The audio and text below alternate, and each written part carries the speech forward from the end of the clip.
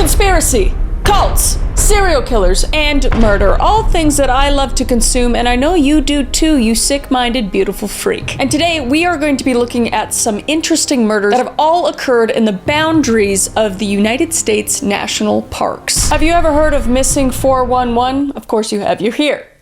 I know most of you probably have. But for those of you who haven't, it is a series of books written by former police officer David Paulides, big fan by the way, about mysterious disappearances in the national parks. And the name Missing 411 comes from a list of 411 people missing from national parks, and it's also the number you can call to report a missing person requiring investigation. So in today's video, we are going to be covering some of the most intriguing disappearances related to the 411.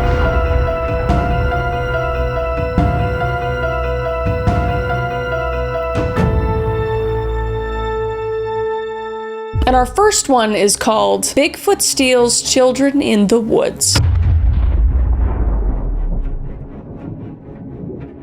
This is a story about Dennis Lloyd Martin and Trenny Lynn Gibson. And we begin our search for the missing in Appalachia. Yes, I say Appalachia because my boyfriend is from Appalachia and they say Appalachia, not Appalachian. Don't come at me. Specifically in the Smoky Mountains National Park, nestled between Tennessee and North Carolina. Smoky Mountain National Park might be one of the most beautiful places to visit in the continental United States. It boasts gorgeous mountain ranges, dense forests, flowing waterfalls, and miles of hiking trails, including the Appalachian Trail, or Appalachian, whatever you want to say. This means that millions of people visit every year, and while most get to enjoy the park, some may never leave. And our first case occurred on June 14th, 1969, at Spence Field. The Martin family had spent the night on the 13th at a cabin within the park. Dennis Martin, along with his father, William Martin, his brother Douglas, and his grandfather Clyde, had decided to go for a hike and ended up going to Spencer Field. And this field is high up on the mountain with plenty of tall grass growing all around it and very thick vegetation surrounding the area. It also crosses the border between North Carolina and Tennessee. So William and Clyde would sit down and allow the kids to play around once they reached their destination. And while they were resting, another family would come by, which coincidentally they would have the same last name as the Martins,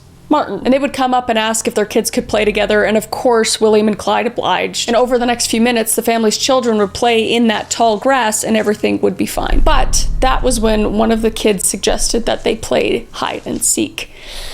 Don't play hide and seek in the forest, in the woods, in Appalachia, don't do it. So when the game began, all the children would sprint off into different directions, including Dennis Martin. And he was seen about 50 feet from his dad on the edge of the field on the Tennessee side. So roughly 5 minutes would go by and all the children would eventually come out except for Dennis. And his father would naturally become immediately concerned. When he saw Douglas's face, he knew something was wrong. So everyone in the field obviously began to search the immediate area, screaming his name and looking behind every tree and bush. But Dennis was nowhere to be found. And at the time of his disappearance, Dennis was wearing a bright red shirt. He was roughly 4 feet tall and weighed about 55 pounds. He is also described as having brown hair and brown eyes. So the authorities were naturally called and an extensive search began. But as the search continued, they would find no trace of Dennis. The park rangers began by asking people in the immediate area if they saw Dennis or saw anything that was suspicious, but everyone would reply that they had not seen the boy. And around 5 p.m. on July 14th, only a few miles away from where Dennis went missing, the Key family would begin a hike near Rowan's Creek in Cades Cove. While on their hike, they heard, quote unquote, an enormous, sickening scream. And they would walk a few hundred yards in the direction of the scream to see if something was wrong and if they could help. A man and his children, and they were trying to photo the deer. They were following the deer up Rowan's Creek, and they heard a child scream. The father ran up there and he saw a man dart into the woods, and he described him as unkempt. And Mr. Key would go on to investigate the scream by himself, just in case it was like a dangerous situation for his family. But when he reached the area where he thought the scream had come from, he would see a man in the bushes who darted off into the woods. So he quickly turned and left the area, thinking that that was extremely weird, and then he would learn only a few hours later that a boy had gone missing in that area hours before he saw the man in the bushes. While this is incredibly strange, it will be incredibly important later. Mr. Keyes would even go on to state, "But it wasn't a bear, it was a man hiding in the bushes. He was definitely trying to hide from us." which sounds suspicious as So the search for Dennis would move on well into the night, but be hindered by a very large rainstorm, causing the search to stop for a night. And in the morning, an extensive search party was planned to begin operating the next day. And when June 15th came, one of the largest manhunts for a missing person ever seen would form in hopes of finding Dennis. In total, there were 30 Boy Scouts, 51 Ranger students, and 3 helicopters, including 2 helicopters sent from the US Air Force. On top of all that too, there was a group of Green Berets that arrived from Fort Benning, and later that week, 40 more Green Berets would be on the case. It's completely wild that the case ramped up to this degree in less than 24 hours. So over the course of the next few days, the search would grow immensely, like I said, gaining hundreds of volunteers a day until the Park Service had to literally tell people to stop showing up. Talk about people coming together though, that's awesome. At its peak though, there were 1,400 searchers helping to try to find Dennis. Even the FBI and the Coast Guard were called in to help with the search. But one thing that was odd was that in the official National Park Service report, the reason that the FBI was called was not directly stated, because foul play had not been suspected yet, so there was no need for them really to be involved in this investigation unless the FBI and NPS knew something William Martin didn't. But the FBI would later conclude that Dennis was not abducted, despite his father's adamantly telling him that he believed without a doubt that foul play was suspected. But despite the NPS and FBI suspecting that foul play did not occur, they would conduct numerous interviews with people in the surrounding area, including Harold Key. What's even more strange is Harold's interview and the circumstances surrounding it. According to the FBI, when they reached out to Harold, he agreed to meet with investigators at the park. But when the time for the interview arrived, he never showed up to the park. Instead, the FBI's would run into him outside the park and continue the interview there. And during this interview, Harold once again claimed that he had no idea of the boy's recent disappearance, but called the authorities anyway because of the strange man and the scream he and his family had heard. Furthermore, Harold's son would later tell newspapers that he had seen a bear or someone running through the trees in the same area where his father saw the man in the bush. But despite all the evidence that was presented to the NPS and the FBI, they concluded that Harold's sighting and Dennis's disappearance was in no way connected. So much so that they didn't even bother to investigate the area where Harold had that sighting, which is so stupid. NSP Ranger Dwight McCarter, who was well respected and NSP's best searcher at Great Smoky National Park, stated that it was possible for a man to carry a small child from where Dennis was located to where Harold spotted the man in the bushes, which is extremely prevalent. Even other people within the NSP, such as Harold Sherman, a research associate of the Experienced Services Program, a branch for older NSP employees, wrote literal letters to his superiors and news outlets of his beliefs that Dennis was in fact abducted, stating, "I am impelled to ask you if you know whether or not there have been or are any questionable characters in this region, camping out in the wild in this area, like hermits, squatters. Such an individual may not be connected with the boy's disappearance at all, but I feel that a maniac, so-called, does exist in the vicinity and could have trailed the body. I hesitate to write anymore as my conscious mind is trying to reject such a feeling. I see something red and something being carried or dragged. Are there any caves in the vicinity? A stream may even run through it or part of it. I am always tormented when impressions come to my conscious mind trying to tell me that they couldn't possibly be true, but I get a feeling of sudden panic on the part of Dennis. What happened to him occurred suddenly, unexpectedly, and he could not or did not cry out. He seems to be struck down by something. The area is rugged." I don't know why I gave him that accent, but I feel like it's right.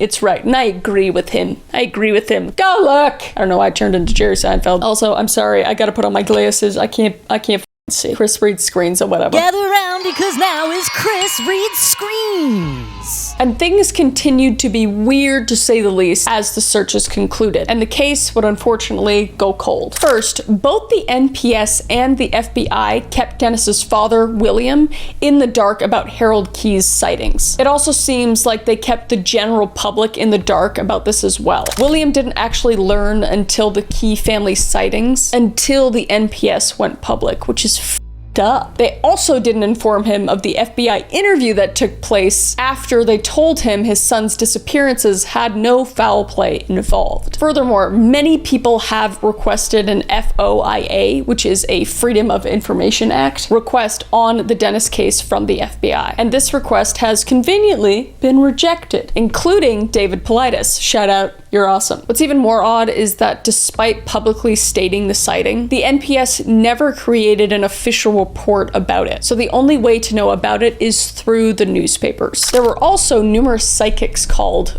to cover the case, and some were even saying that he was alive and to check the trees for the body. But what's next might be the most damning information of it all. In 2011, David Paulides drove to interview William Martin and Dwight McCarter to see if they had any unreleased information on the case. And from William's interview, we learned this. When Dennis disappeared, he was literally within 50 feet or less of William. His brother Douglas also never saw anything strange in the woods. William and an NPS fire prevention officer hiked from the Spence field to the area where Harold saw the man in the bushes in 90 minutes flat, confirming that someone could have carried Dennis down the path. They also saw no caves and no evidence of anybody living there. Mr. Martin actually spoke with Harold and learned that he and his family saw a man carrying somebody over their shoulder along a nearby ridge at the time of Dennis's disappearance.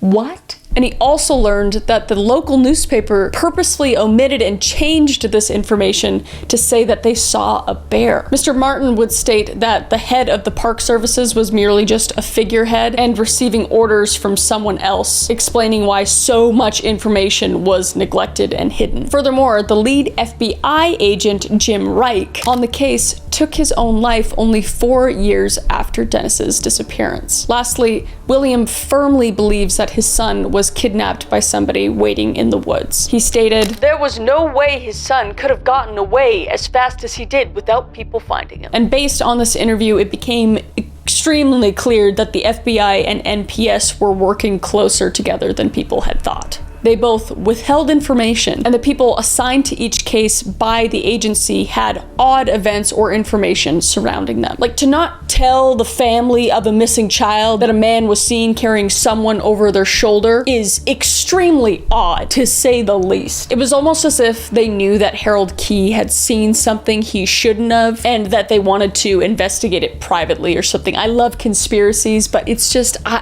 can't even imagine as the family of Dennis just not having any answers and knowing that you have been kept in the dark. Like, how could you not think of the most up things, you know? And that theory would be further backed up by Dwight's interview, and here's what we learned about that. Dennis still believed that a man could have easily carried Dennis away from Spence Field and through Rowan's Creek with ease, and when asked about why the FBI and NPS were downplaying Mr. Key's sightings, Dwight states that the FBI wouldn't have any knowledge of the woods, so dismissing the idea that a man could have trekked from Spence Field up to Rowan's Creek is not that crazy. The NPS, however, Dwight reaffirms that he has walked that area numerous times and knows for a fact that it is 100% possible. And Dwight stated that it was odd to have the Green Berets come and set up and enter the woods armed. In the 1970s, even NPS rangers were not armed. And previous instances when the National Guard got involved, they were usually unarmed as well. Additionally, in the case of Dennis Martin, the Green Berets didn't even interact with the NPS rangers. And Mr. McCarter confirms that there were wild men who live within the park, which is terrifying, and that they purposefully did so to avoid human contact. So when Mr. Keyes saw a man in the bush, it was technically possible for him to see a wild man just hiding in the bushes. He also stated, though, that he didn't believe that a wild man would have taken Dennis, as the only wild man that he knew of resided on the opposite side of the park from where Dennis disappeared. So the disappearance of Dennis Lloyd Martin is one of the most puzzling disappearances to ever occur. Like, how could a little boy avoid over 1,400 searchers, highly trained Green Berets, and experienced park rangers who know every nook and cranny of the park? Additionally, it seems like the military, FBI, and NPS knew something that everyone else didn't. What's new though? And it's not crazy to believe that the FBI would get involved, as foul play would have to be ruled out. But why would they purposely dismiss Keyes' sightings? And why would the newspaper alter what Keyes' family saw? Also, why did the Green Berets go into the woods armed? Maybe they were tracking some killer in the area, and when Dennis went missing, they pulled all of their efforts into scrubbing the area. It would also explain why there was such a significant response from military branches and investigative agencies. Or maybe they knew something was in the woods and were scared to encounter it. But let's look at similar disappearances that have occurred in the same area. Our next story details the disappearance of Trenny Lynn Gibson. So on October 8th, 1976, in Great Smoky National Park, only 6 years after Dennis Martin's disappearance, Trenny Lynn Gibson vanished from hiking on a trail. On the 8th, 16-year-old Trenny was hiking to Clingman's Dome with her high school class, starting from Andrews Bald on the North Carolina side. She hiked with Robert Simpson and a group to Andrews Bald, but then turned around to walk back to the bus. And at 3 p.m., about 3/4 of a mile from their final destination, Trenny would vanish. And in the area of her disappearance, the trail was marked and she was in full view of other hikers. And following her disappearance, the NPS began a search for the missing girl and started doing interviews of the students to see if they had any information to offer. It is safe to say that what occurred before Trenny's disappearance was odd, to say the least. In multiple interviews, Trenny was last seen on the trail bending over, looking at something, and turning right off the trail right before vanishing. Furthermore, a fellow student, Anita Rounds, claimed that she had vanished from the trail completely. And it's important to note that the surrounding area was miles and miles of thick vegetation and forest. And next to the trail was a small stream and a slight rocky slope. Anita Bounds would say in an interview, She was on the trail when I last saw her. I looked away, and when I looked back, Trenny was nowhere in sight. I should have been able to see her if she went up the trail. I checked the area where Trenny was last seen. No trail leading off.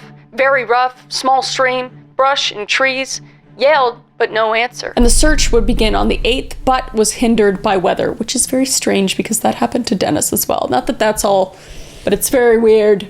It's very convenient weather. And following the day that Trenny disappeared, the NPS really didn't do much to aid in the search. We already hate him at this point. It became such a problem that a Swain County Civil Air Patrol commander, John Maddox, had to call the NPS and complain about how he had people on standby and couldn't move forward unless they gave him the okay. And unfortunately, the NPS, would you know it, wouldn't respond to Maddox and his crew of over 40 searchers, 2 doctors, 14 pilots, and 5 planes all waiting to help search for Trenny had to be completely called off. And the search for Trenny lasted from the 8th of October through to the 22nd, during which time 300 volunteer searchers just combed the hills of the Smoky Mountains. The Army and U.S. Marine Corps, along with helicopters and tracker dogs, all got involved, and they produced some evidence. Search dogs had found her scent at Andrews Bald and headed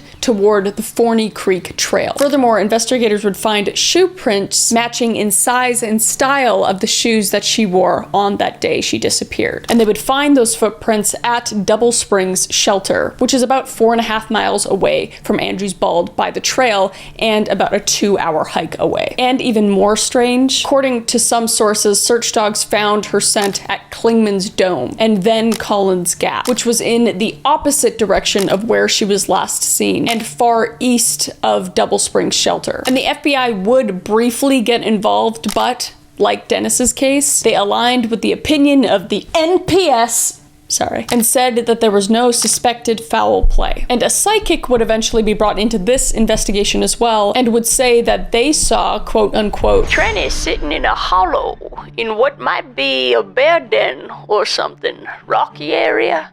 Not a lot of undergrowth. Several very large trees. Lots of acorns on the ground. I don't know if that's what they sound like. I don't have a name or anything to go off of, but that's what I picture, you know? And in April, her father would ask for another search by the NPS, but was told that only 25 people would be allowed to conduct a small survey of the area, meaning that the final search for his daughter would be small and non-intensive.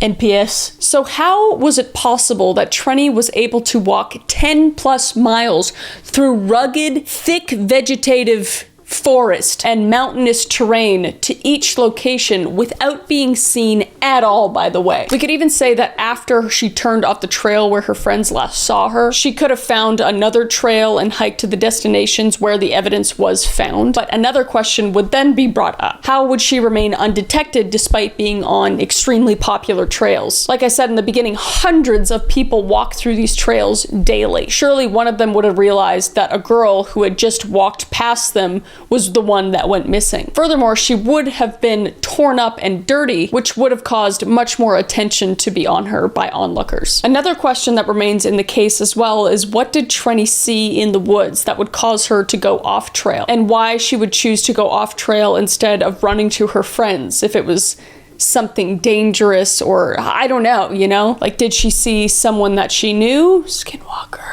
Or did something in the woods coax her off trail? Skinwalker. I just think it's a skinwalker, honestly. I'm scared. You won't catch me. You won't catch me in them woods, all right? And luckily for you, there are theories for both, so let's get into those. First theory is that she was being stalked and was kidnapped off the trail. A man by the name of Kelvin Bowman, what a stupid name, was shot in the foot of Trenny's yard after being caught creeping near her house. And later on, student testimony claimed that his car had been seen tailing the bus on the way to the hiking trail. Another possibility is that a classmate on the hike along with her lured her off the trail. As we mentioned earlier, Trenny was walking with Robert Simpson before turning around, and the two of them had been known to hang out outside of school, and when she disappeared, she was wearing his brown jacket. And when he was questioned about her disappearance, he said that after she left, he himself had gone off trail tracking a bear. Okay, I just don't believe anybody at this point. Furthermore, after she disappeared, Trenny's hairbrush would be found in his car. And after other students' testimonies, it was found that it would be extremely unlikely for her to leave her hairbrush behind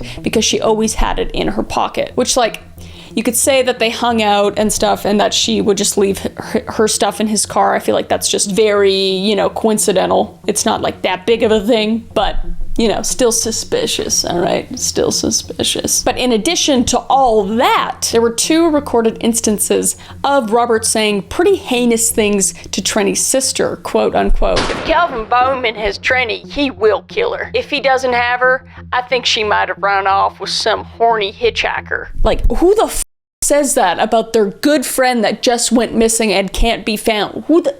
That's so up. There's too many theories in my head. Let's go on to other ones. So the final theory is where Dennis and Trenny's stories potentially match up. Both stories obviously involved something going wrong in the woods that is heavily suspected to be kidnappings. Dennis was hiding in the woods and disappeared. Later, in an area just below where he was last seen, a man spots another man with something over his shoulder running along the ridgeline. And Trenny was last seen bending over looking at something in the woods, and then strangely went off trail. And while searching for Trenny, the dogs would pick up her scent in areas miles apart and only accessible through trails or dense forests. Both children had also obviously never been found. The closest thing to being found was a footprint in the Double Springs shelter, but other than that, nothing. Both involve the FBI and the NPS, claiming that foul play was not a factor, yet both agencies stuck around to continue a private investigation. Furthermore, two divisions of the U.S. Special Forces were involved in the search. And we know that the Green Berets were armed during the search as well, but it is unknown if the Marines had firearms. Finally, both disappearances occurred within a very short period of time within each other, and were in very close proximity to each other as well. And in the search log, searchers wrote that they were searching Cades Cove, which, if you recall, is the exact area where Harold Key saw the man in the bushes shortly after seeing the man running on the ridge. So looking at the evidence presented in each case, it looks like the disappearances disappearances could have been caused by the same thing. Many people have theorized that both disappearances are because of Bigfoot or wild men. Despite Dwight McCarter stating that it wasn't likely a wild man that took Dennis, all evidence points to someone being in the woods and running off with him. And same for Trenny. There was no way a 16-year-old girl who had just been bussed in knew her way around the woods enough to follow the path that she did. It had to be something or someone that led her or carried her through the woods, which is terrifying to think about. It would also explain why Trenny was lured into the woods, while special forces were called and armed in both cases, and why the FBI and NPS both did private investigations, withholding and changing information released to the public. It's because there is something in the woods at Great Smoky National Park, and whether it is a man or a beast, it has a propensity for stealing children. And while the idea of Bigfoot is crazy, many believe that the Smoky Mountains are home to the creature. Even David Paulides himself is a big believer and plans to appear at numerous Bigfoot conferences and talks. But it is tough to say what happened to both victims. But one thing is for sure, there was some shady shit occurring in the woods and in this investigation. But alas, my heart goes out to the families involved in this, and I hope that one day these kids can be found, because it's absolutely heartbreaking, and the conspiracies around it are also heartbreaking to hear about. But until then, be safe and be vigilant. And that brings us to our next stories. So as we know, David Paulides investigates many cases of missing persons from seemingly all areas of American history. And he takes a particular interest in those that offer no clear answers. Like many, he entertains the idea that perhaps there are answers beyond the scope of what science as we know it can explain. He explains why some people go missing and are never found, and some of the very strange ways that people are recovered, whether before or after they succumb to the elements, or the unknown. Some of these fascinating cases involve people who have gone missing and are found after their location is revealed to a family member in a dream. This concept is bizarre, I know, but how far-fetched is it really? Because I know I've had some dreams that were kind of like premonition-y, and I've scared myself, so who knows? But without further ado, we are going to look into some of these cases that David Paulides has detailed, and we can come to our own conclusions. First up, we have Gustav Dill.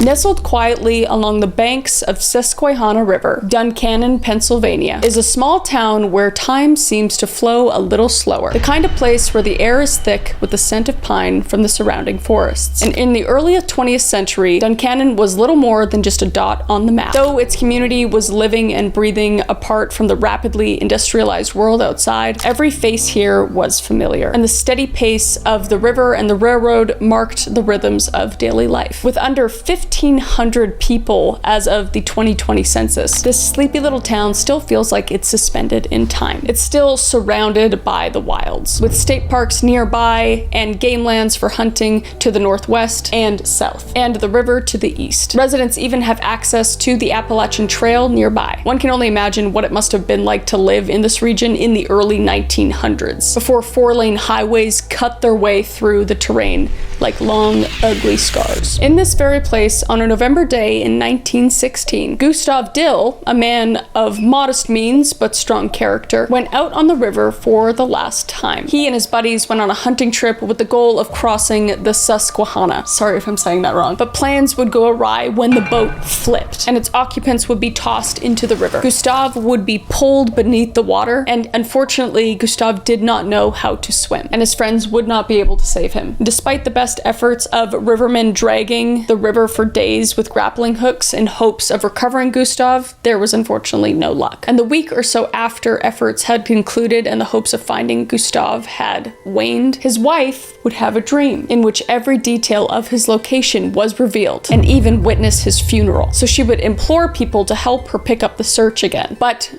to no avail. It was only when a couple of old rivermen who took pity on her, skeptical of her claims to say the least, agreed to take up the search again 10 days after the boat accident. And within 5 minutes of casting their grappling hooks into the river for the first time, where Gustav's wife indicated, Gustav's body was recovered. And this story seems like the kind of tale that would make national news, or at the very least, the front page, right? A woman had a vision of where her husband's body could be found after his boat overturned. Like, what? That seems like a really big deal. But the only reference we could find of this was a small block from the third page of a newspaper, the Atlanta Georgian. And it says this: A dream of his widow led to the finding of the body of Gustav Dill, a Duncannon who was drowned in the Susquehanna River there when his boat was overturned. Experienced rivermen had dragged the stream missing, so they believed, no current or eddy in which the body might have been lodged. Efforts were discontinued 10 days ago. Several nights ago, in a dream, Mrs. Dill saw every circumstance of the finding of the body and later the funeral of the drowned man. She was unable at first to prevail upon any person to search for the body. Finally, 2 old rivermen, incredulous but full of pity,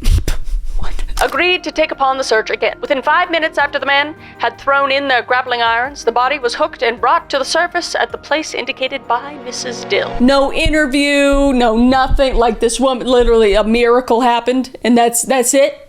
That's it. Anyway, I think that's like amazing and very interesting. And this happens like more than you think. Let's get into the next one. Alice May Mathers. Another city would also have the quiet serenity of its streets disturbed. In 1963, when 12-year-old girl by the name of Alice May Mathers went missing. Mission is a city that is carved out of a place amidst the forests and the forest-covered mountains in British Columbia. Also, I can say this now because I live in Texas. That's where I lived. I lived in Abbotsford, but I was living in Mission, and I love it. I literally lived in the woods, and it was awesome, and I miss it, but I love Texas as well. It's great. Anyway, it falls southeast of Vancouver and north of the Fraser River and neighbors the Golden Ears Mountain, which I've climbed on many occasions. Alice May Mathers was a 12-year-old girl who lived with her family on the outskirts of Mission, British Columbia, Canada. And on June 9th, 1963, she disappeared under circumstances that would later reveal a chilling crime. Alice had spent the day visiting her married sister, who lived about a mile from the Mathers home. That day, she borrowed an electric mixer from her sister and planned to use it for baking when she returned home. However, Alice never made it back. When she didn't arrive home as expected, her father traced her steps back, but found no sign of her. The Mathers family and friends and neighbors began searching for her immediately, and soon after, the RCMP, or Royal Canadian Mounted Police. And there would also be an additional 100 volunteers helping to search for Alice. And the primary search area would be the dense woods surrounding the Mathers property, and obviously the route that Alice would have taken to get home. And early in the search, dogs would be brought in to pick up Alice's scent. And the dogs would trace her trail from her sister's house to the nearby Lougheed Highway, where the smell would abruptly end. And this discovery raised the possibility that Alice could have been abducted. And the Mathers family would grow increasingly desperate as the days passed, with no sign of Alice. And 2 weeks after Alice's disappearance on June 23rd, 1963, her mother would have a vivid dream. In this dream, she saw Alice lying in a gully or a pit, lifeless on a rock. The dream was so absolute and unsettling that she shared it with her husband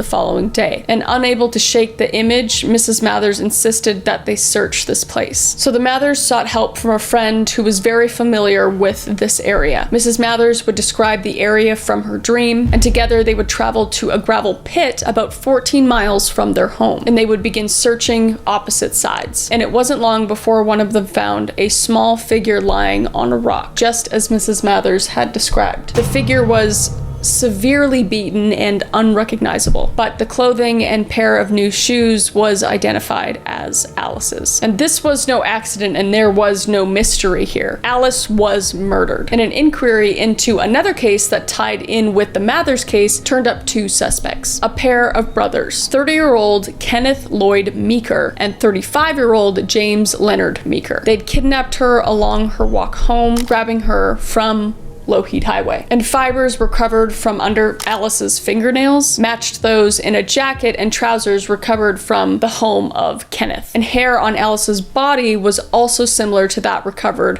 from a blanket at the house. And neither brother spoke, asked if they had anything to say for themselves, because they're pieces of shit, but both would be charged with capital murder, though Kenneth was the one who had done all the killing. In a document containing the names of those sentenced to death in Canada between 1867 in 1976, Kenneth's name appears on page 217, though the result of his trial was life imprisonment. These deaths are undoubtedly horrifically tragic, but there is an air of mystery around them. What happened to Gustav wasn't a mystery. People saw what happened, and what happened to Alice had been a mystery, but the mystery was solved. The mystery is how both of these people had women in their lives that had dreams that revealed where their bodies were. Gustav's wife and Alice's mother. Like, how does that happen? Is it just a wild coincidence, or is it supernatural? We'll never really know. But subconscious perception could be the answer. Both women may have subconsciously absorbed information from their surroundings or conversations that they consciously processed. The human brain is constantly taking in vast amount of sensory data, much of which we don't actively notice. It's possible that during their waking hours, they observed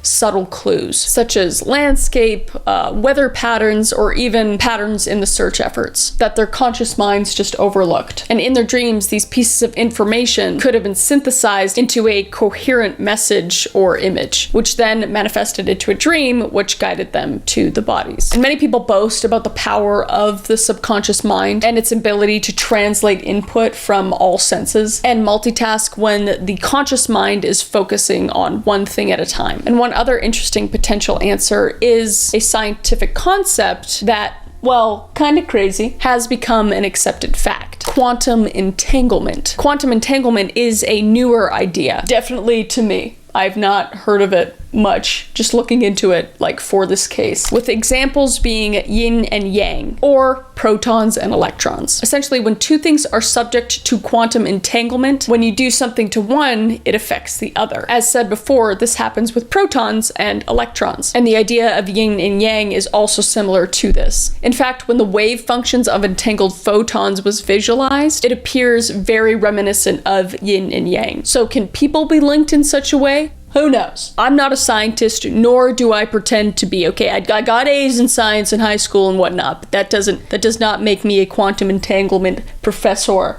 of sorts. But it does feel almost like when they say two twins are physically linked, and when one is hurt, the other feels it. You know, it makes me think a lot, you know, I think a lot, go outside of myself and everything. It's very interesting, but I think it's really awesome that these women were able to find their loved ones and kind of have that closure that the other cases didn't. Which brings us to our next case, the Oz effect. So on March 14th, 2014, a man by the name of Dr. James McGrogan would disappear outside Vail, Colorado on a hiking trip. He and 3 other of his friends went on this hike, and after some strange things happened, he disappeared. Dr. James McGrogan was a man in excellent shape. He was a 39-year-old physician and someone very familiar with the outdoors and hiking. With his 3 friends, as I said, he decided to go on a hiking trip and do some skiing. They gathered some supplies at a store nearby, and they would also rent equipment at a place called Confluence Kayaks, where they took gear and began their long hike into the Holy Cross Wilderness. The route started from the town of Vail to the Iceman Hut, the path being about 6 to 8 miles long. However, the elevation of this hut was around 11,000 feet due to it being up a mountain, which is a lot.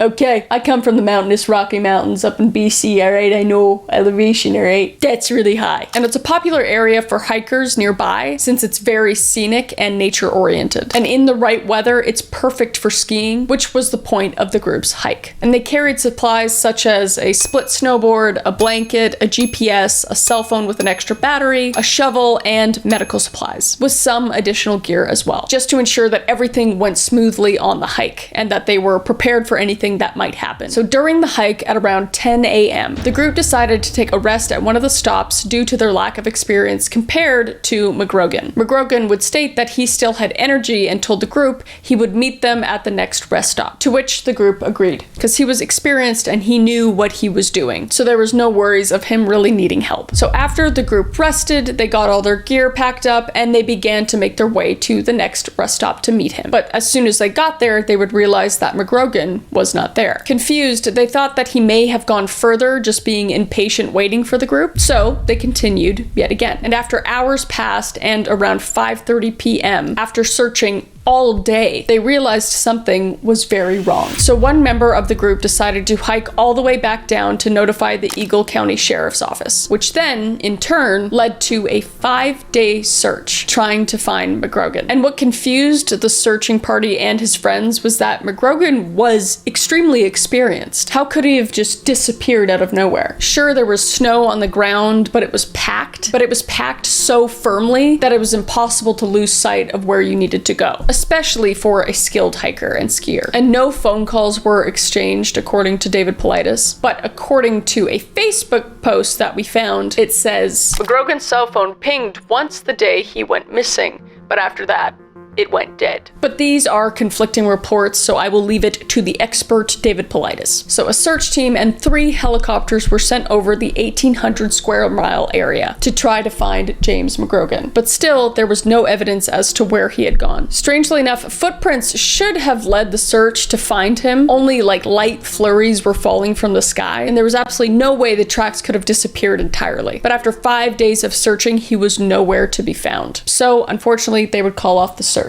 But during the search, there were reports of eerie silences in the area, tied to the phenomenon that they called the Oz effect, which involves a complete silence in an area, like almost unnatural. No signs of wildlife, no signs of moving brush or trees, just complete silence, which is horrifying. And this feeling can also bring on a sense of being watched or a detachment from reality. And researchers claimed that the silence was extremely eerie. The supernatural silence gives the body the feeling that something is very wrong. But after 20 days after his disappearance, his body would be found 4.5 miles away through 2 gullies over a 12,000-foot mountain in an area where they completely didn't expect to find him. And he would be found by 3 hikers at 9,950 feet in elevation in Boot Falls, where search and rescue would later recover his body. It was on an ice sheet, so the surrounding area would be completely frozen compared to its flowing water in the image here. We're at Booth Creek Falls, 9,950 feet in elevation.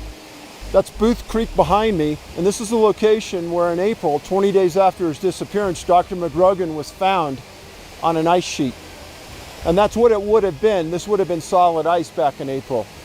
He was found wearing black leggings, a shirt, an undershirt, gray socks, no coat, no gloves, and no boots. And the jacket, along with the GPS, was found unused and packed away in his backpack for some odd reason. However, again, the phone was not used. And conflicting reports state that he would have had service around this location as well. But we can really never know. But according to David Paulides, there were 2 bars of reception from the location where he died. The interesting part behind the phone is that the phone had a backup battery, and when the coroner took the phone, he turned it on and it worked.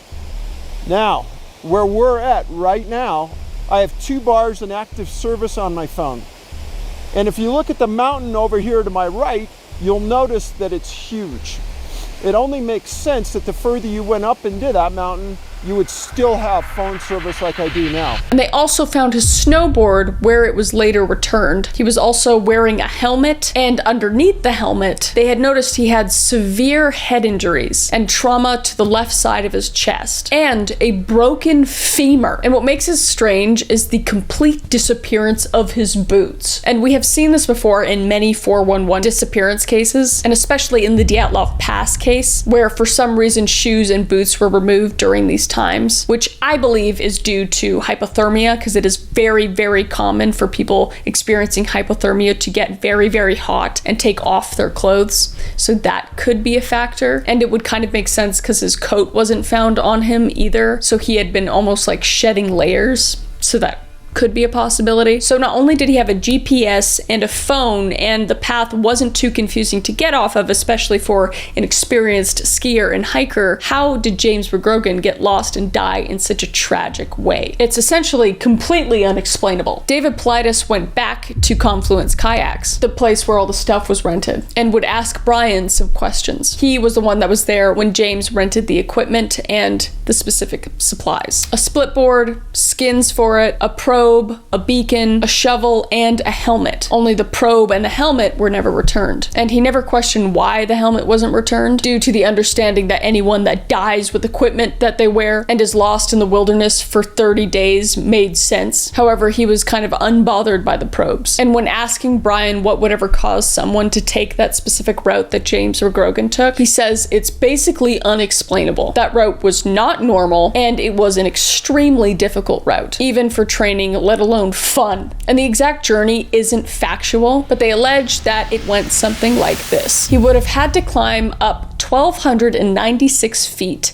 to then 1,000 feet down towards the creek, then up another 1,100 feet again to get to the peak of Bald Mountain, which is about 12,000 feet. That's a lot. Then he descended to a lower summit and then another 1,130 feet down again. The end of his journey, where his body was found, was another far drop leading to his resting place. And what doesn't make sense is through this entire journey, it's estimated he never used the skis for going down the mountain, since they were found attached to his pack when his corpse was found. And that's around a 4.5 mile long trip just going in a straight line. So it would actually be 12 to 16 miles long due to the zigzag down up steep cliffs and whatnot. And all of this is what James McGrogan allegedly traveled, all on his own, with loose snow that could have been an avalanche. So completely unsafe, basically. So why would an experienced hiker put himself through this? So it's really unfortunate because it's so unexplainable, and the phenomenon of the Oz effect and its eerie undertones really make that place seem haunted or paranormal, possibly. There's really no explanation. Did James see something that caused him to walk off the path? Or was he dealing with something behind the scenes that people didn't know about? Or was he really not in his right mind and something caused him to act so strangely that still to this day can't be explained? I don't know. All I know is that it is a truly depressing, horrible tale in what was meant to be a very fun boys' trip ended in death. And in the last case of our crazy conspiratorial disappearances, we have Tom Messick. On November 15th, 2015, an 82-year-old man went missing while on a hunting trip with his friends near Lily Pond, located in the Adirondack Mountains in New York, at around 10 a.m. in the morning. He was a very experienced hunter and outdoorsman, and he had extensive experience with rifles due to his background as an ex-paratrooper for the 82nd Airborne Division and the hunter safety classes he taught. He was known to be reliable and independent, so there was no question that he knew exactly what he was doing. However, at 82 years of age, an accident that left him blind in one eye when he was in his 20s was catching up to him. So the group he was with had walkie-talkies, but this was the first time they had hunted in this particular area before, so they made sure to stay close and keep in contact. However, a plan in scaring the deers towards each other was made to draw the wildlife into the area that they were in. But before separating, they agreed to meet up at the rendezvous point at around 2 p.m. So after the group separated, they began the hunt. And what was strange about this hunting trip so far is that they hadn't seen any deer where they were, let alone any wildlife at all. Red flags. Red flags. And after a while, while searching and realizing that there was no wildlife in the area, they decided to head towards the agreed upon meetup point. And Tom never initiated or responded on his radio, so the group became a bit worried at that point. A few of the members would stay behind, while the rest would go ahead and search for Tom, eventually going to the position that he was meant to be at. However, when the group arrived, Tom was nowhere to be seen. There was no clue or sign, nothing left behind, and all his gear was nowhere to be seen. The group was getting extremely worried at this point, given that there was no signs of an attack or any clue to lead the group to Tom's supposed disappearance. One member of the group would drive to find help, while the rest of the group tried everything in their power to get Tom's attention, from shooting in the sky to screaming for him, and the search would continue for about 4 hours before the sun had finally gone down, realizing that they needed to change their strategy since what they were doing wasn't working. So they headed towards their vehicles and began to drive along the roads with their high beams on, honking their horns. And eventually rescue teams would also search for Tom, and 13 professionals from Park Services were all looking for him as well. And over the next several weeks,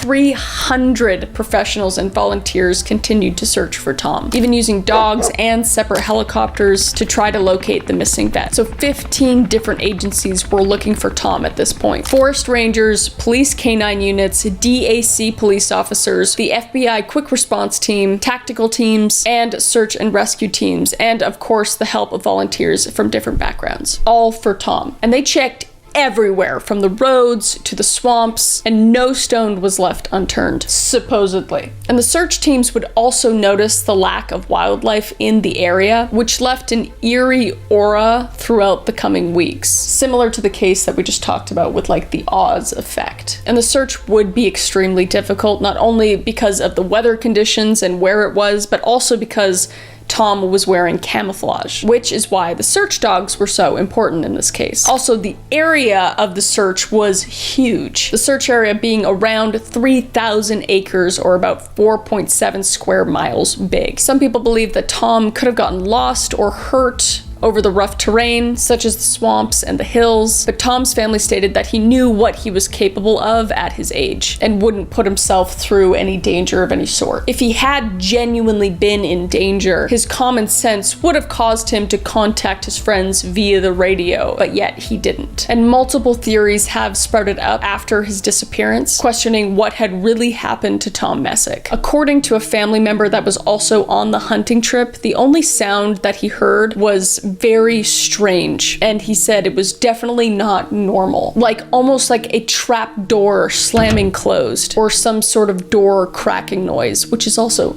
terrifying to hear in a forest. What? And he stated that it wasn't an animal or any type of vehicle noise, but a door noise specifically. It would obviously be brushed off by the cops, because, you know, cops. Just kidding, my brother's a cop, he's awesome. And what makes it more concerning, though, is our friendly neighborhood FBI was involved in the case. Because very rarely does the FBI investigate in a missing person search. The only time when they do is when they believe that foul play is involved. Yet, they were there. And Tom's wife, Beverly, said, "The FBI told me something isn't right with his case, but they don't know what. They won't share any theories if they have them. The FBI said until they make a discovery, they're never going to know." And even Sheriff Lamore, who was questioned by David Paulides, talked about these FBI agents coming in, stating he was very unsure as to why they were there as well. So Tom was declared officially missing and is still to this day declared missing. And in 2023, an article was posted about Tom, stating that the 8 years later, the search for Tom Messick continues on, hoping to find their father and friend. But to this day, no one knows what happened to him. Nothing at all has been found on Tom, his gun, his jacket, or any evidence of foul play or animal involvement. So what could it have been? He couldn't have got that far from his original position with his old age. Could the FBI know something we don't? Probably. If I go missing, it's the FBI. Okay, am I allowed to say that? No, I did. Because why else would they have gotten involved? And how could a man in his 80s just completely disappear and not a single piece of evidence be found? Why is there such an eerie lack of wildlife in this area as well, similar to the James McGrogan case? Or is it possible that foul play was involved? But this is truly one of the strangest missing 411 cases, because there was truly no logical explanation to give it. All I know is that it is just another very unfortunate disappearance of a very loved and respected man, and his family still, to this day, does not have any leads or closure to Tom Messick's disappearance. So hopefully the search continues. I love making these kind of videos, kind of getting the word back out there, especially on cold cases. I don't know if it's ever going to spark something. Hopefully it does. Hopefully it leaves you wary of your surroundings, you know, always buddy system, buddy system, buddy system. It's a scary world out there, and there's some weird stuff going on. There's some weird, strange stuff going on. But I hope you liked this kind of video. If you do, please like the video, and also let me know what other cases you want to hear about down below. I very much enjoy telling the stories of these cases and bringing light to them. But until next time, I will see your beautiful face in the next video, and stay safe out there. All right? Bye.